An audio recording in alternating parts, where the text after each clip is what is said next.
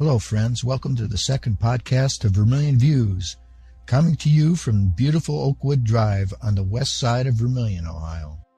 This week, I thought I'd take a stroll down memory lane with an article that appeared in the Vermilion News in 1920. It was part of a series of articles that were written by people who lived around Vermilion most of their lives. One of them was a fellow named Edwin C. Rust. He was born in 1837 or 1836. It's a very interesting piece talking about our city, and I think you'll like it. Inhabitants mainly of New England origin, especially on the Connecticut Western Reserve and Firelands, some from eastern New York and Pennsylvania. The method of traveling was principally ox teams, as there were no railroads in the rural sections, but a few horses. Stagecoach lines between cities like Cleveland and Pittsburgh, New York, Albany to Buffalo, Cleveland westward, leaving once a day for each way and coming in the same manner.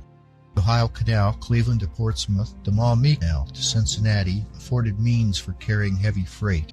Cash money was scarce, and those living in rural communities, after they had paid their taxes in December, would commence saving it for payment of taxes the following winter. Business was carried by trade and barter, and travelers on the main routes could find a tavern every few miles where they could put up for the night. Back in the country where travelers were few, they could readily find a stopping place at most any house they came to. People who were acquainted with others, though living from 2 to 10 miles apart, were regarded as neighbors back then. Roads were plenty, such as they were, often winding through thick woods with many a crook and a turn to get around a fallen tree or a deep mud hole. Hills, ravines, often called gulls. Swamps which were crossed on corduroy roads, constructed by laying down logs about 10 to 12 feet long and 8 to 10 inches in diameter, side by side, and covering them with a light covering of dirt. This made a very good driveway for a few years. As there were many kinds of timber, some of them were soon rotten, as there was no regularity in decay. Anyone who rode over them frequently met with bumps, which would wake them up in more ways than one and cause them to use language not printable in the news. Creeks were crossed by wooden culverts made by placing 2 or more logs across and covering them with logs split in halves, laid with flat surface down, then covering with a thin layer of dirt. The only tools needed were an axe, maul, and wedges. The early settlers, after they built a cabin to live in and a log barn for stock, built a log schoolhouse, and in many places it was used as a church, especially on Sundays, and perhaps a prayer meeting on some evenings during the week. Perhaps it may interest some readers of the news if I give a little sketch of those schools, schoolhouses, and teachers as I remember them. With the exception of 1 or 2 terms of school, my district school days of some 12 or 14 years were spent in a log schoolhouse. It was a 1-story building, about 20 feet square, built of logs about 12 inches in diameter. The door was on the east side near the northeast corner, 2 windows on the west, 1 each on the south and east sides. A fireplace built of cobblestone, picked up nearby and laid in mud mortar. It was about 5 or 6 feet wide, 5 high and 2 feet deep, topped out by a mud and stick chimney. More than once when there was snow, I had known of the big boys building a roaring fire to set the chimney afire, and when it got started, they'd go outdoors and snowball it out. The floor was of rough boards, just as they came from the sawmill, not always of the same thickness. Scholars, in crossing the room, had to look and see where they were going, or they would occasionally make a bow when they did not want to, and had no intention of doing so. The furniture consisted of 1 chair, a table, desks, and benches. The desks extended around 3 sides of the room and were simple in construction. If you wanted a back to rest against, you could face toward the center of the room and lean against the edge of the desk. None of the furniture was planed, and many a dress and a pair of pants told how the seats were made smooth.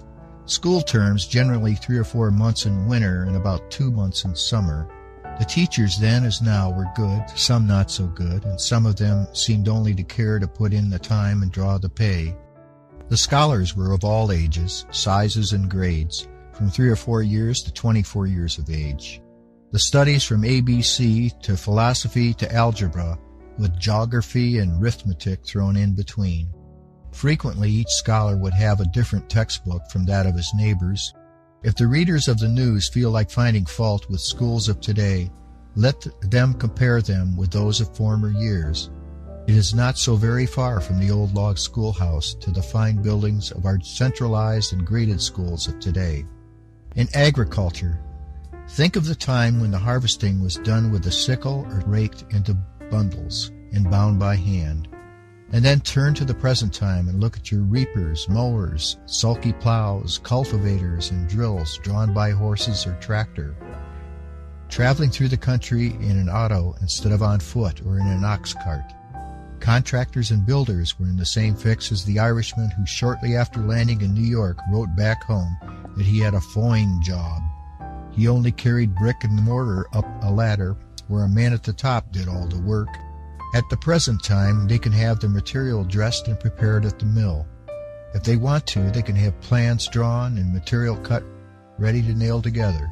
The merchant, grocery man, and tradesmen of all classes in northern Ohio, instead of going to New York or Pittsburgh once or twice a year, now buy of traveling salesmen every few weeks as they need. 50 years ago, but a few daily papers were taken in Vermilion. Now there are probably 100 or more, also a large number of weeklies. Little villages have grown up and become cities. There may be a few persons living who can remember Vermilion of 50 years ago. The condition of Main and Liberty Streets 3 years ago was only a poor sample of what condition the roads leading to Vermilion from the east, west, and south were in. No sidewalks worthy of the name. Crosswalks, slabs from the shipyard, laid in pairs at the intersection of a few streets, less than 5 in number. If you had to travel around town after dark, a lantern was a very good thing to have with you. The New York Central Railroad was then only a one-track railroad, with a mixed train each way, morning and evening, extending from Berea to Sandusky, with weeds growing between the rails, luxuriant hedgerows of briars and bushes adorning the right-of-way, a fine scarecrow of a depot on the south side of the track between Division and Grand Streets. Remember the row of low buildings on the west side of Division Street between the railroad and Liberty? Also across Liberty to the corner of Main and Liberty on the east side of Division from the railroad to Liberty were 3 small dwelling homes and the hotel. No buildings to the east until you come to the old furnace shed, which was long a landmark in Vermilion. When you remember all this, go over the same ground today and see what a change has taken place in just a few short years. 2 streets are paved and more in progress. Stone sidewalks and crosswalks on almost every street in town.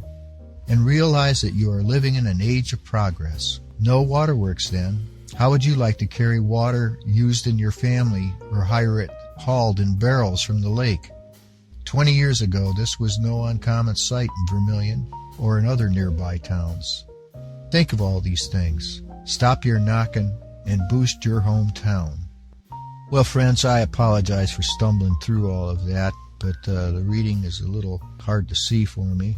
I guess I'm getting old, my eyes are getting bad, but I find it kind of amusing. I can think about what he's talking about on the east side of what he called Division Street, which is Main Street between the railroad tracks and Liberty Avenue. The hotel he mentions is the old Maud Elton Hotel, of course. But the 3 dwellings, that kind of amuses me that they were there. And he talks about the buildings on the other side of the street there. And also it's interesting to note that the New York Central Railroad Depot was on the south side of the tracks between Grand and Main or Division Streets. I have seen a few pictures of that with a train wreck through there. And I think that's one reason that while it was moved to the spot where it is today, it's now owned by the Catholic Church. Interesting observations from this fellow. He really saw a lot. I hope you enjoyed it, and in the future I hope I can bring these to you so that you can have fun with it too. And along with it, you'll see some pictures in Views itself that might be a little more helpful than my stumbling through these memories. I hope you enjoyed it this week, and stop back next week. Have a good week.